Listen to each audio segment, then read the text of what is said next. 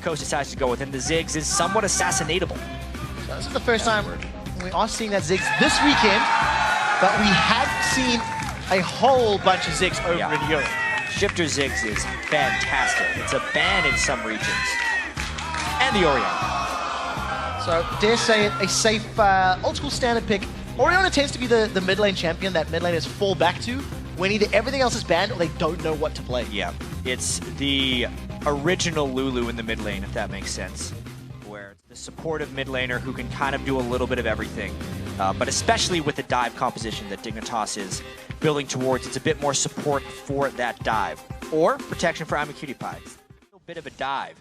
There's two teams trying to collapse on each other right now, actually. It's just a matter of who gets caught first. Oh, Cocoon connects onto Crumbs. Bouncing Bomb comes out. Shifter's going to carry on chasing. Mega Inferno Bomb goes out. That's a flash from Crumbs. So advantage Coast finding the right target. All of a sudden, KiwiKid held in place. He gets played backwards. That's a good flash over the wall. We're going to keep following Crumbs as Crumbs on the Dustbringer gets taken out by the Translucent Blades. Zion spots and now wants to dash onto Scara. First blood.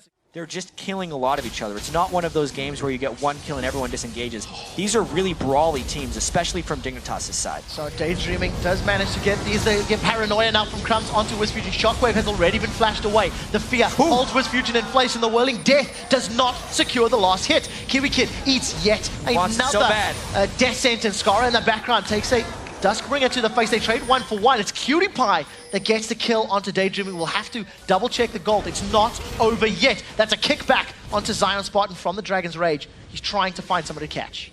A 1-for-1, as long as Zion doesn't catch someone, is a big, good trade for Dig because they could cash in the Adoration, but he's a little bit faster than QtiePie. So QtiePie manages to get stunned up. He moves slightly out of range. Nintendo, let's go back in for one last bite of KiwiKid.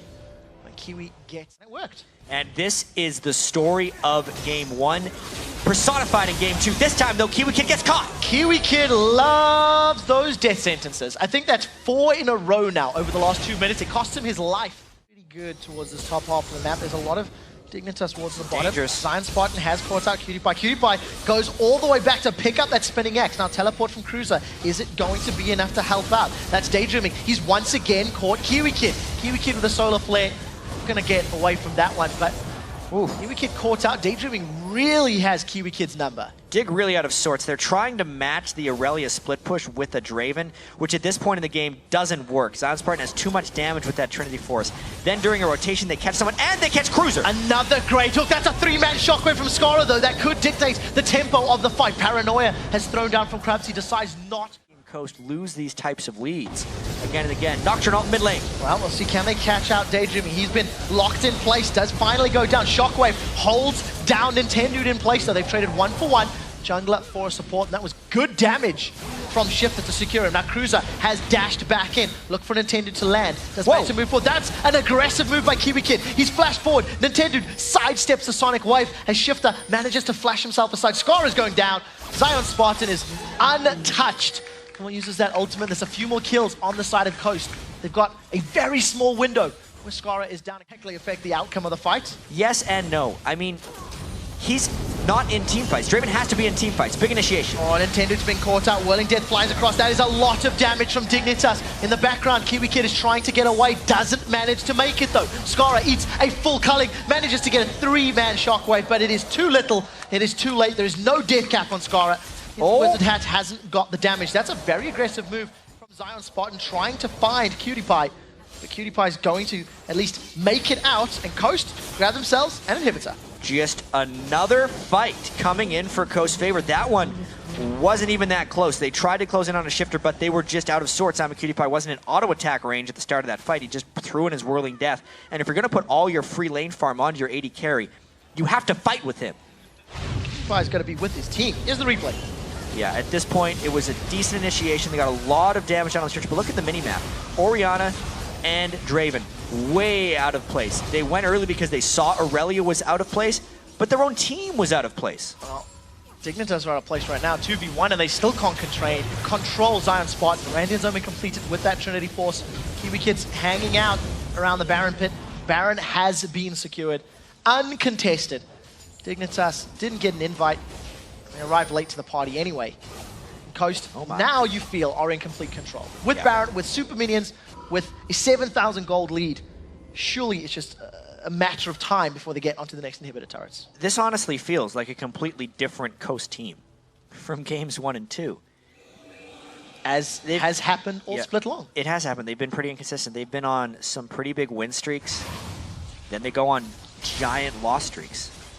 They managed to beat TSM in a game. They took Cloud9 really close in a lot of these games. And this is one of their bigger leads.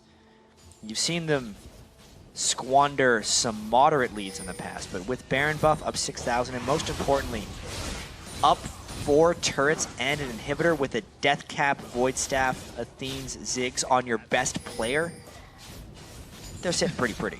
There's just a few advantages there. Yeah, just a couple. Just a few. One thing I do want to highlight, just because we're keeping tabs of it, Krubs has been farming up a Storm up to 150 CS on that Nocturne. But so many more of his farming minions this game were from lanes instead of from the jungle, so his Feral Flare is not nearly as potent as it was in the past. It doesn't have anywhere near the tanky stats that you'd be wanting on Nocturne either. Life on hit. Nintendo on the other side has got that Randuin's Omen, so let's see what sort of impact he will have. Sunspot 4-0-0 up in the top lane. Solar Flare hits the ground. No one nearby. Another gutter ball. As Kiwi Kid unfortunately doesn't connect with Coach. Kiwi Kid played spectacularly yesterday. His Solar Flares, even in the game they won, were not very impressive. Kiwi Kid has a thing for those death sentences. He's eaten so many. Paranoia Here from comes. Crumbs. This feels like a last-ditch fight as Crumbs is being burst down from Wisp Fusion. Mega Inferno Bomb comes down. That is a dead Crumbs. 2 kills for Coach. Look at the back line. Here comes Zion Spot, and he's got 1. He's dashed onto Cutie Pie. He's sticking to him like glue. The Randians comes out. Now Scar is the target. Bouncing bombs being thrown out, and Shifter doesn't get any more kills. That's it. We're only 29 minutes in, but there's the Super Minions. There's only 2 people on Dignitas. This series is going all the way. Scar gets melted on the steps of the fountain, and Coast show up. Coast